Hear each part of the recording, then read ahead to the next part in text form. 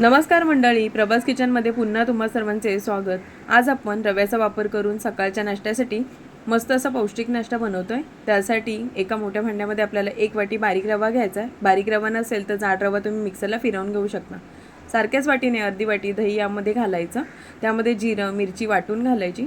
तिखटानुसार तुम्ही कमी जास्त करू शकता। आता यामध्ये बारीक चिरलेली कोथिंबीर घालूयात आणि चवीनुसार मीठ घालून मिक्स करून घ्यायचं।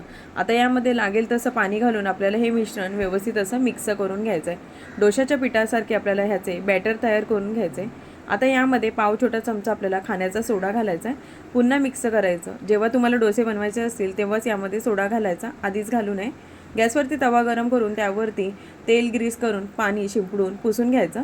आता हव्या त्या आकाराचा आपल्याला यावरती डोसा बनवून घ्यायचा आहे। वरच्या बाजूने मिश्रण थोडंसं सुकलं की बटर किंवा तेल वरतून सोडायचं। डोसा दोन्ही बाजूने शेकवून घ्यायचा। हा डोसा खोबऱ्याची चटणी, टोमॅटो सॉस किंवा कोणत्याही रस्सा भाजीबरोबर सर्व करा। रेसिपी आवडली असेल तर लाईक शेअर करा। अशाच साध्या सोप्या रेसिपींसाठी आपल्या प्रभास किचन या चॅनलला सबस्क्राईब करायला विसरू नका। तोपर्यंत पुन्हा भेटूयात। धन्यवाद।